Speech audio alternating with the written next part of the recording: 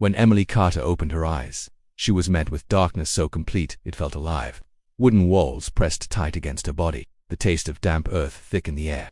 She thought she had been left to suffocate, but then her hand brushed across a message carved into the coffin lid above her. "I'm waiting for you." That was when Emily understood she wasn't buried alone. I woke up in suffocating darkness, my chest rising too quickly, my breath catching as though the air itself had turned heavy. At first I thought I was dreaming, caught inside one of those nightmares where you can't move or see. But the reality of it settled in fast when my hands brushed against the rough surface above me. Wood, cold, unyielding, pressing close enough that my knuckles scraped against it with the slightest movement. I stretched my arms, but there was barely any room. I tried to roll to one side, only to find more wood against my shoulder. Then the other side, the same. My feet pressed against another wall. My fingers moved upward, trembling, feeling the tight space. A box, a coffin. The realization struck harder than any nightmare ever could. My chest constricted, panic surging through me in a wild rush. I kicked upward, slamming my heels against the lid, but the sound was muffled, muted, swallowed by something heavier than silence. Dirt. There was dirt above me, layers of it pressing down with a crushing weight that my kicks could never break through. I screamed, the sound bouncing back at me, small and useless in such a cramped space. The coffin didn't move. No one answered. My mind raced, clawing through scraps of memory for an explanation. I tried to think of the last thing I remembered before waking up here. Images flickered through my head, scattered and incomplete. I remembered finishing work late, walking through the empty parking lot, the glow of flickering lamps stretching shadows across the asphalt, my hand fumbling with my keys, that uneasy feeling of being watched, then a sharp blow to the back of my head, pain, blinding pain, and darkness. After that, nothing until now. The air inside the coffin already felt wrong, too thick, too still. Every gasp seemed to make it worse. I pressed both hands against my chest, forcing myself to slow down, to breathe carefully. But my lungs fought against me, greedy for more oxygen than I had to give. I thought about how much time I might have left. Hours, maybe less. I couldn't afford to panic, but panic was the only thing filling my body. My hands brushed against something near my hip. For a moment I thought it was part of the coffin, but my fingers closed around it. Smooth metal. A lighter. My pulse spiked as I flicked it on, and a small flame flared to life, its weak light burning against the blackness. I almost wept with relief at the sight of it. But then the relief drained just as quickly, replaced by a deeper, colder terror. The light revealed the coffin around me would splintered and raw, close enough to press against every inch of my body. But it was what I saw above me that froze me completely. Scratched into the lid, etched deep with desperate force, were words, uneven, jagged, the letters dug into the wood like scars. "You are not alone." I stared until my eyes blurred from the sting of smoke rising from the flame. My breath caught, the words carved in my mind, twisting through my thoughts. Who had written that? The scratches were fresh enough that I could still see small splinters hanging loose from the gouges. Someone else had been in here, or worse, someone else was still here. The flame sputtered, weak and trembling, until it died with a soft hiss, plunging me back into darkness. The silence pressed down again, heavier than the dirt above, heavier than the coffin around me. My heart pounded so loudly it drowned out my own thoughts. I tried to tell myself the message was old, that it meant nothing, that it couldn't be true. But then I pressed my ear against the wood, straining to hear something, anything beyond my own desperate breaths. That was when I realized the silence wasn't complete. Beneath it, faint and almost impossible to catch, there was another sound. A sound that made my blood turn cold. A single tap, soft, muffled, coming from somewhere beyond the coffin walls. And then another. Slow, steady, patient. The air seemed to vanish from my lungs as I lay frozen, listening. Someone or something was out there, in the dirt with me. The tapping continued, faint and deliberate, every beat sinking into me like a pulse that didn't belong to my body. I pressed my palm flat against the wall of the coffin, desperate to convince myself it was a trick, some shifting root or the settling weight of soil above. But no, the sound was too precise, too steady, too intentional. Each tap was measured, carrying a rhythm that seemed to grow closer. My throat tightened until every breath felt like swallowing glass. I clutched the lighter in my trembling hand and flicked it again. The flame sputtered, fragile against the thick darkness, but it was enough. My eyes darted to the wooden walls, scanning for something I had missed.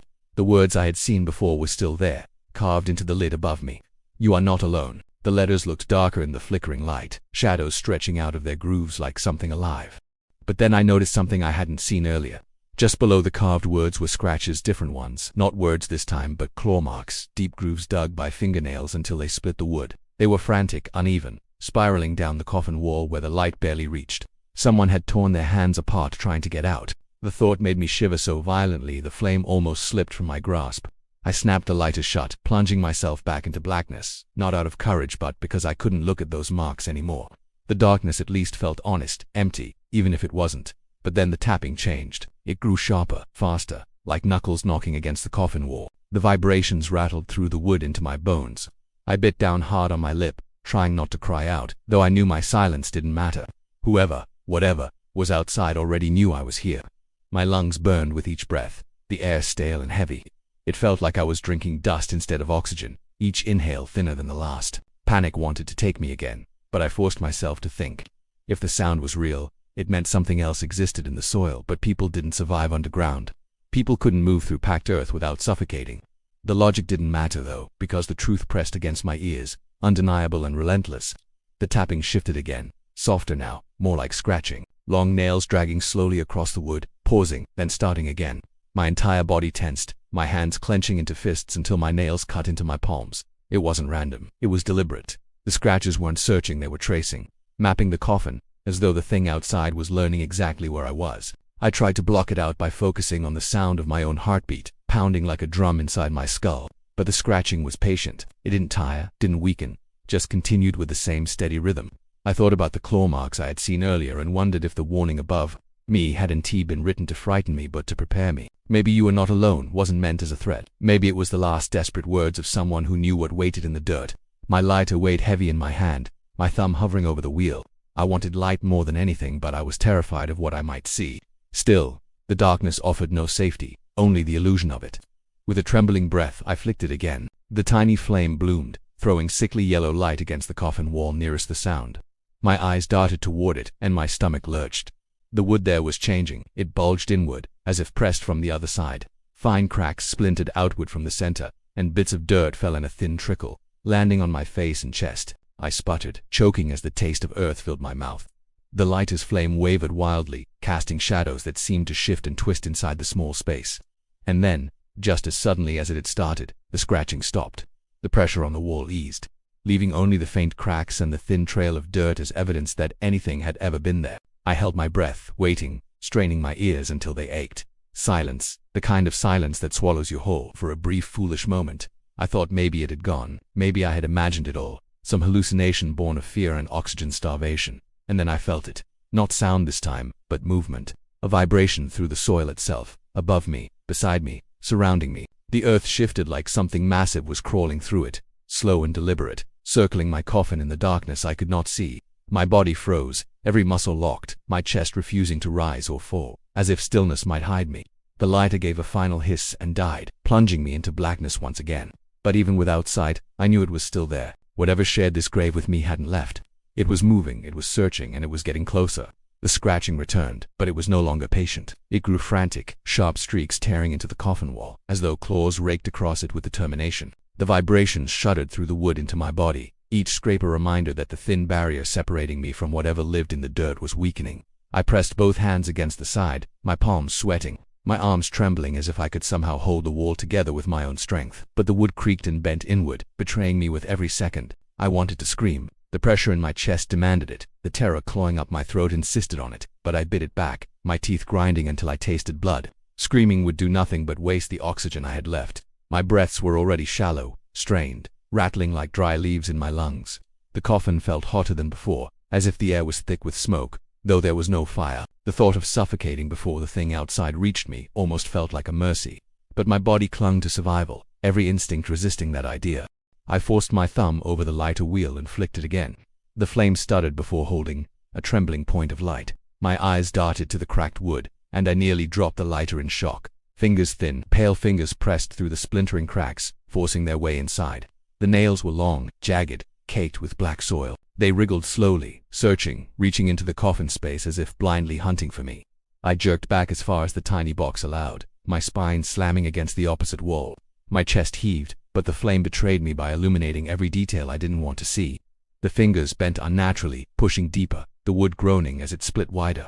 A shower of dirt rained over my face and chest. I coughed, gagging as grains filled my mouth, gritty against my teeth. The flame flickered dangerously, then died, leaving me in choking blackness.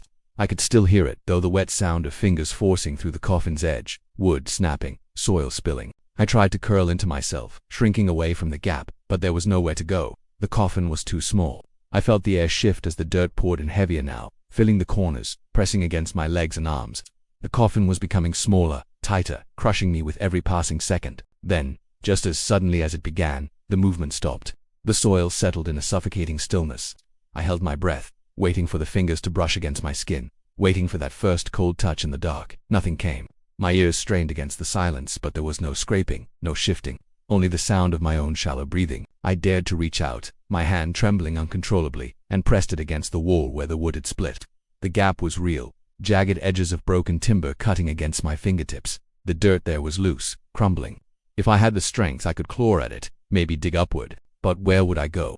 The crushing weight of the earth above me promised I would suffocate before ever breaking free. My head spun with dizziness, the lack of air pressing down harder than the soil. My vision sparked even in the dark, flashing with spots of white. I told myself to stay calm, to conserve what little breath I had left, but then a sound slipped through the silence that unraveled everything.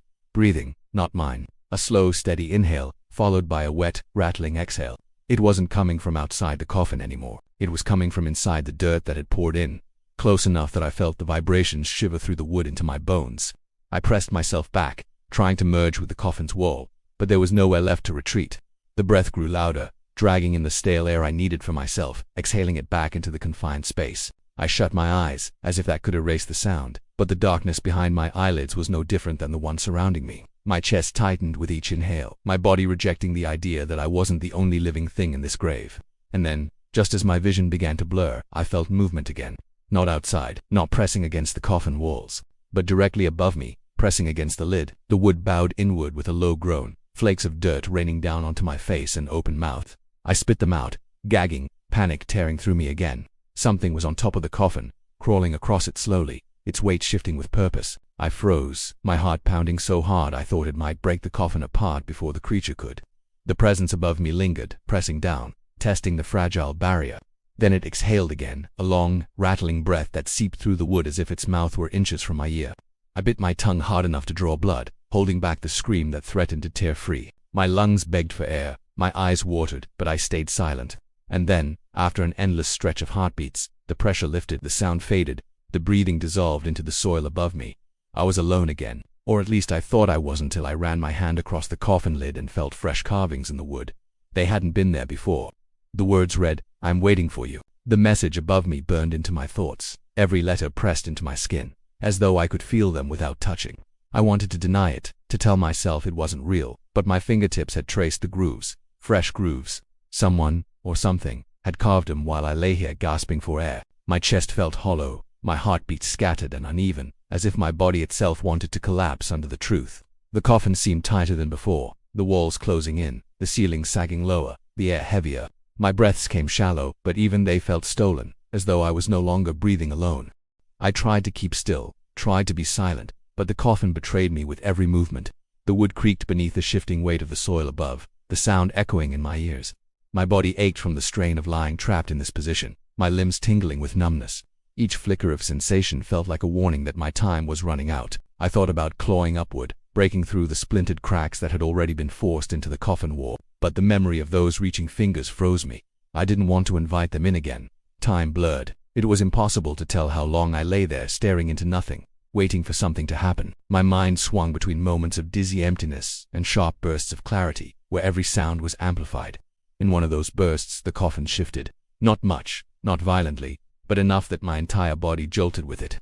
A slow creak of wood, the subtle shift of dirt pressing harder against one side. Something heavy was moving above me again. The air turned colder, as though the soil itself had exhaled. I felt it seep through the tiny cracks, icy against my sweating skin. The presence above me was not silent this time. The sound of weight shifting on the lid was steady, deliberate, like footsteps dragging across the coffin. Except there was no room for footsteps in the suffocating earth. The wood groaned as though hands pressed into it, testing its strength, measuring how long it would hold. Then came the breath. It was faint at first, almost a sigh. My ears strained to be sure it was real, but soon there was no doubt. The exhale vibrated through the lid directly above me, rattling in my skull. Each inhale was a wet, sucking sound. Each exhale long and ragged, as if lungs filled with soil were still forcing air through them. I clenched my jaw, my lips trembling as I fought to stay silent, terrified of what would happen if it knew how close I was. The breathing didn't stop. It hovered above me, a steady rhythm, as though the creature had settled itself flat on top of the coffin. Its face pressed close to mine with only an inch of wood between us. The air thinned with every breath it took, as if it consumed what little I had left, and returned only rot. My vision sparked with white, and I realized I had been holding my own breath, afraid to release even a whisper. My lungs ached, my ribs strained, until finally I exhaled in a shudder that I couldn't control. The breathing above me stopped instantly. The silence that followed was worse, more suffocating than the stale air itself. I imagined its head tilting, its ears pressed against the lid, listening. My heart thundered so loud I swore it would give me away. I tried to will my body still, but the tremor in my muscles betrayed me. My skin prickled with the sensation of being watched, even though I couldn't see, couldn't move. When I finally flicked the lighter in desperation, the small flame burst to life and revealed something new. Another message carved into the wood, directly where my face hovered beneath it. Fresh lines, fresh letters, the words read soon. The flame hissed and vanished as though the lighter itself refused to burn any longer. I dropped it, my hand shaking violently, and the sound of it clattering against the coffin floor was deafening. My stomach twisted with regret, knowing the noise had betrayed my position. The weight above me shifted once more, moving across the lid with slow, deliberate drags. Then it grew quieter, fainter, as if the presence had crawled back into the soil. The air grew still again, heavy and suffocating, leaving me unsure whether I had been abandoned or marked for something worse. I pressed my palms into the coffin walls, trying to anchor myself to something solid as my thoughts fractured. My chest rose and fell rapidly, wasting oxygen I didn't have.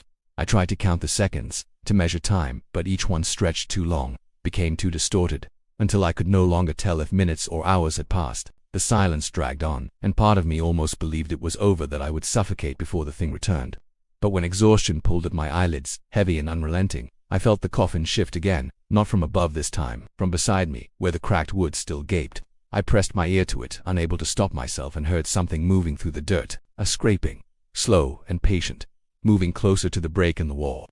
I knew then that whatever waited outside had not left at all. It had only circled back, and it was still coming for me.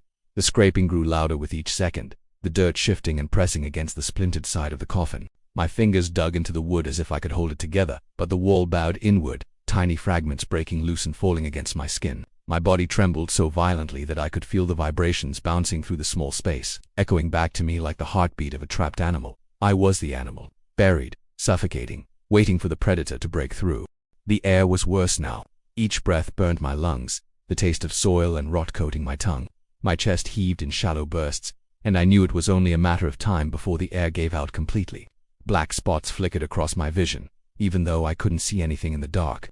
Every second was a war against my body, as need to scream for help that would never come. I tried to tell myself there might still be a chance, that someone could find me, that I wasn't doomed to die in this box. My ears strained through the soil, and for a moment, I thought I heard voices. Muffled, distant, but unmistakably human. My heart leaped wildly in my chest. They were above me, digging rescuers. Someone must have realized I was missing. Someone must have been looking for me. But the more I listened, the colder I became. The voices weren't urgent. They weren't calling out or panicked. They were low, calm, almost casual. I thought I even heard laughter between them. I pressed my ear hard against the coffin lid, desperate to believe it was help, but their tone didn't fit. They weren't digging frantically to save me. They were digging steadily, rhythmically, as if the work was routine. And then I realized what they were doing. They weren't uncovering me. They were burying another coffin. The realization hit like a hammer. The scraping beside me, the dirt pressing in. Maybe it wasn't only the thing clawing from the outside. Maybe they were lowering another box into the ground, pressing it against mine, sealing me in even tighter. My breathing turned ragged, panic tearing through the last fragments of reason I had left. I forced the lighter to flicker one last time, my thumb raw and aching from the wheel. The flame struggled, weak and small, but enough to show me the horror of my reality. The crack in the coffin wall had widened, the soil spilling faster, and through the dark gap, I saw wood. Not the soil pressing in, but another coffin pressed against mine. Its side bulged forward slightly, dirt wedging it closer, until I could almost imagine our walls would break and merge into one. My heart thundered. The lighter's flame bent low, hungry for oxygen that no longer existed. Before it died completely, I saw something that froze me more than the soil, more than the claw marks, more than the words carved above me. Through the thin break between the two coffins, something moved, not dirt, not roots, a pale shape shifting against the cracks, pressing back as though it knew I was watching. A hand, the same sickly, soil-caked fingers I had seen before. They weren't trying to escape anymore. They were reaching toward me. The lighter hissed out, leaving me blind. The silence pressed in, broken only by the faint creak of the coffin beside mine as something shifted inside. I tried to move away, but there was nowhere left to go. The soil poured faster now, sliding against my chest, filling the small spaces around my legs. My lungs clawed for air, each breath thinner than the last.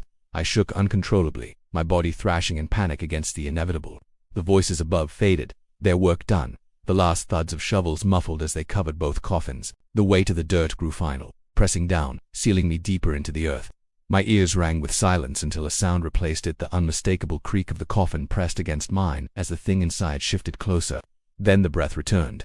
Not above, not outside, but directly beside me now, slipping through the thin crack that separated us, wet, rattling, steady. It filled the coffin as if I were no longer inhaling alone. I pressed myself flat against the opposite wall, sobbing silently, knowing the soil would soon choke me, knowing the air was nearly gone. My body begged for release, for an end, but the horror was not finished. The final sound I heard before the darkness inside me became permanent was a fingernail, slow and deliberate, dragging across the wood from the other coffin, tracing a line toward me. And then, from the gap, something touched my hand.